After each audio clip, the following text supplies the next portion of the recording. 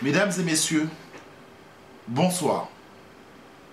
Aujourd'hui, nous allons faire l'émission en français, car nombreux d'entre vous m'ont demandé de faire l'émission en français pour certains qui ne comprennent pas le créole.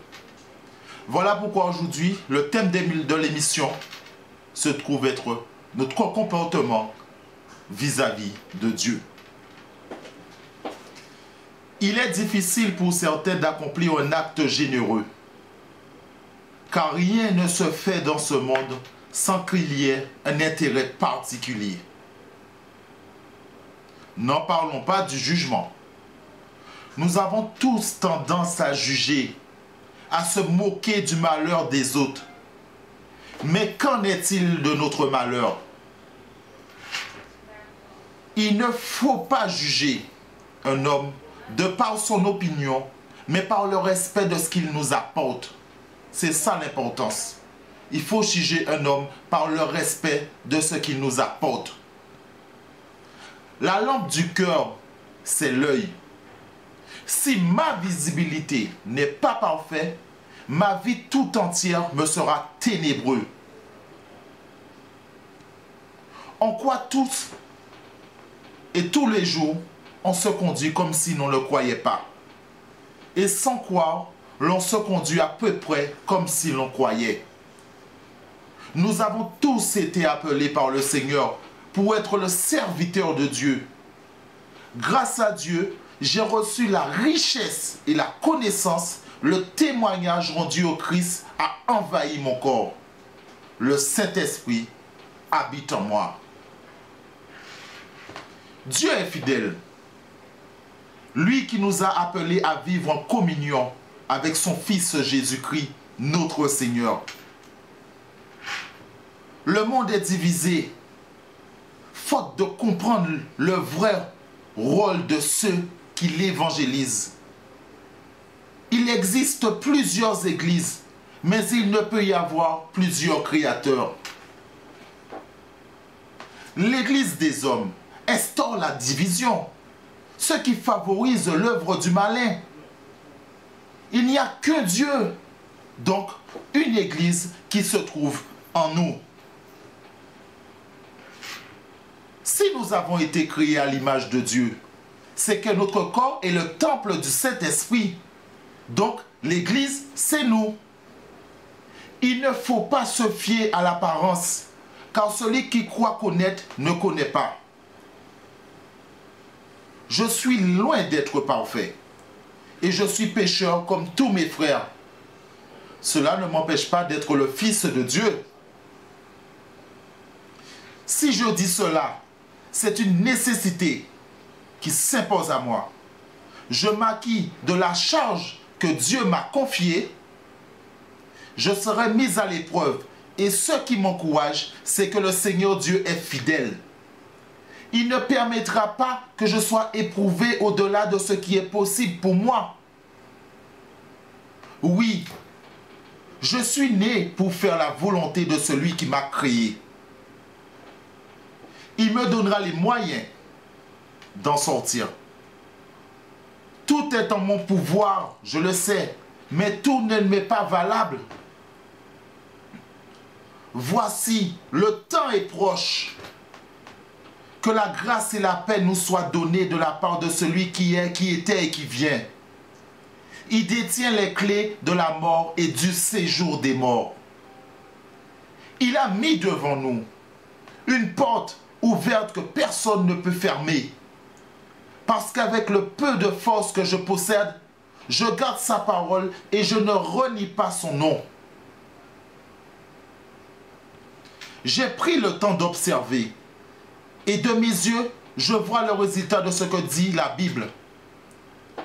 Il est important pour nous d'être attentifs, car la fin est proche. Je prends exemple sur ceux qui dominent le monde. Ils ont la capacité de contrôler grâce au système monétaire.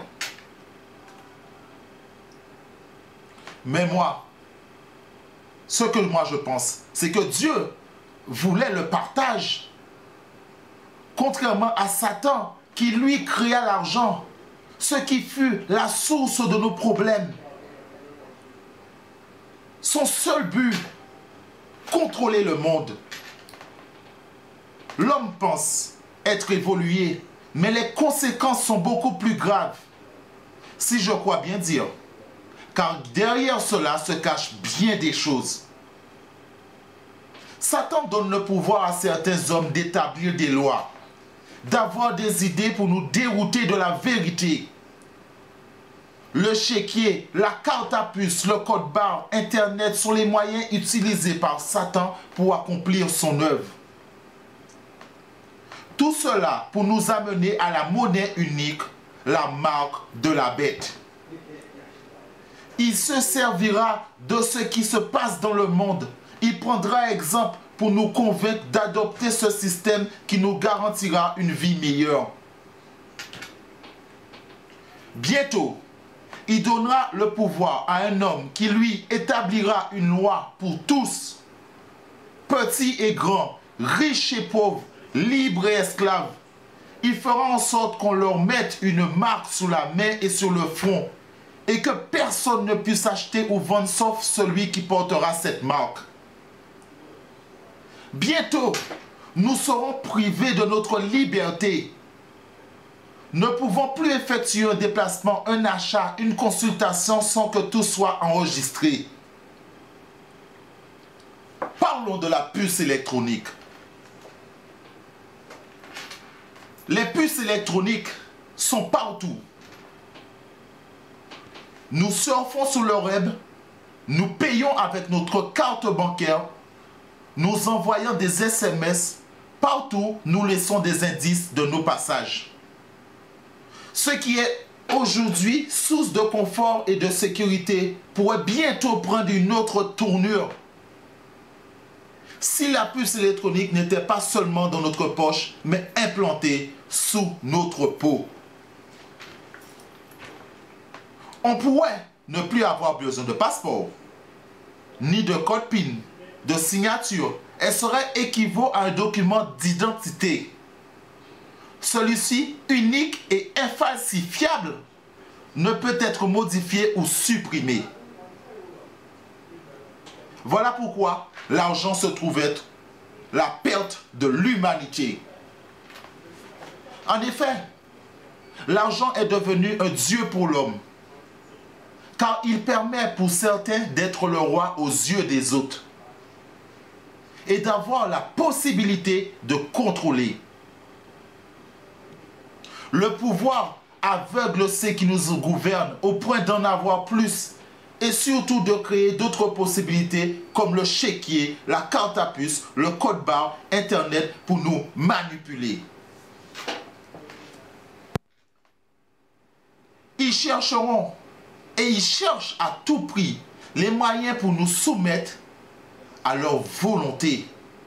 Et pour cela, ils ont eu l'idée de créer la monnaie unique.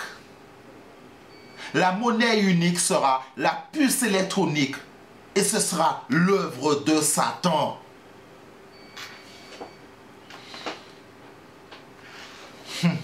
Je suis plein de reconnaissance pour celui qui me donne la force. Dieu me fait confiance, moi qui autrefois étais aveuglé par ce monde. C'était par l'ignorance, car il me manquait la foi. Mais la grâce de notre Seigneur a été encore plus forte avec la foi et l'amour dans le Christ Jésus. Ce qui m'a permis d'ouvrir les yeux sur ce qui nous attend. En effet, la culture physique n'est pas utile à grand-chose, mais la religion est utile à tout, car elle promet de la vie pour l'avenir. Si je me donne de la peine et si je me bats, c'est parce que j'ai mis mon espérance dans le Dieu vivant, qui est le sauveur de tous les hommes, surtout des croyants. La religion n'est pas source de profit. De même que nous n'avons rien apporté dans ce monde, nous ne pourrons rien apporter de ce monde. Si Si nous avons de quoi manger et de nous habiller, nous devons nous contenter. Ceux qui veulent s'enrichir tombent dans le piège de la tentation qui précipite les gens dans la ruine et la perdition. Car la racine de tous les maux, c'est l'amour de l'argent. Nous devons réveiller en nous les dons de Dieu, car ce n'est pas un esprit de peur que Dieu nous a donné, mais un esprit de force, d'amour et de raison. Jésus-Christ est notre Sauveur. Il s'est donné pour nous afin de nous racheter de toutes nos fautes et de nous purifier pour faire de nous son peuple. Un peuple ardent à faire le bien.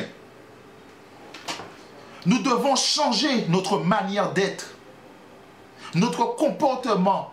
Et tout cela commence par le respect de ce que Dieu nous a donné. Et oui, le respect de notre planète. Où allons-nous? La société est fondée sur des principes. À l'heure même où j'écris cela, il se passe énormément de choses dans le monde. Entre les tremblements de terre, les émoulements de terrain, les tempêtes, les éruptions volcaniques, les raz-de-marée, le pire est à venir. Nous les hommes, nous ne prenons pas conscience que la planète sur laquelle on vit ne nous appartient pas. 2012 est arrivé. On dit que c'est la fin du monde.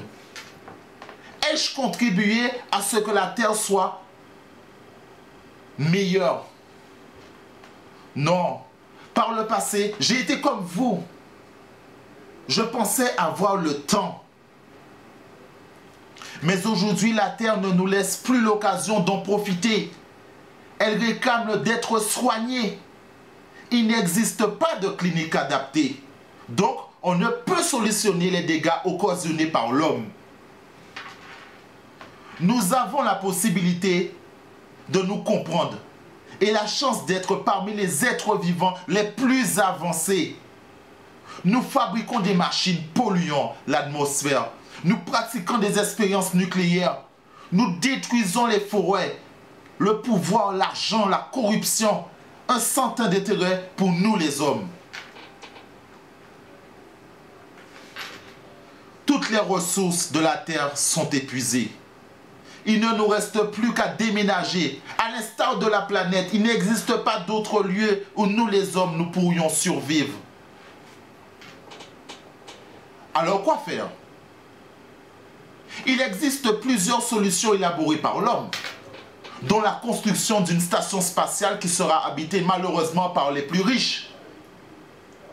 Il est vrai que nous avons évolué, mais l'évolution nous a menés à notre propre destruction. Face à cela, nous sommes confrontés à certaines décisions qui ont été prises par le passé. L'incitation au pouvoir, l'enrichissement personnel ont poussé certains hommes politiques à la corruption.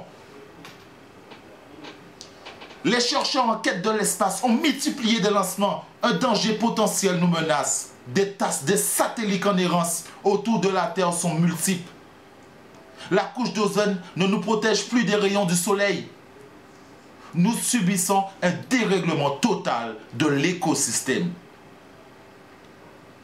Mais il est vrai que nous ne sommes pas les seuls. Nous sommes aussi bien concernés car nous déversons chaque jour des tonnes de déchets dans la nature. Cela nous montre où nous mène notre irresponsabilité. Graves sont les conséquences, le mal est fait. L'heure est maintenant au bilan. Notre planète est en train de mourir. Que faisons-nous pour lui venir en aide? Avons-nous besoin pour cela d'un document écrit qu'il faudrait présenter? Oh non! De toute évidence, nous sommes ce document.